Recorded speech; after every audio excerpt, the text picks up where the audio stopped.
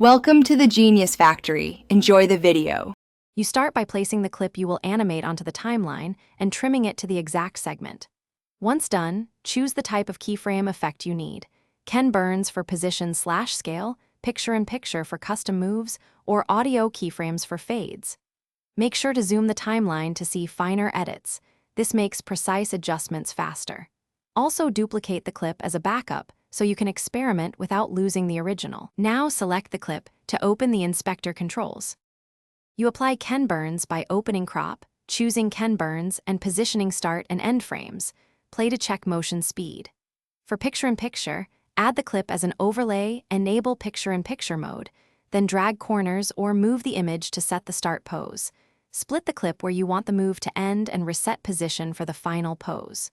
For audio automation, reveal the waveform, option-click to add volume points, then drag them to shape fades or ducking precisely. You finish by watching the full sequence and refining timing. Make small trims or insert short splits to smooth the interpolation. This simulates easing. Then set export options, resolution and format, and export a test file to confirm motion and audio behavior. If something goes wrong, first check clip frame alignment and make sure overlays start and end on exact frames. If motion is jumpy, add an extra split and a subtle intermediate position. Save a project copy before major changes. Thanks for watching. If you found this helpful, don't forget to like and subscribe.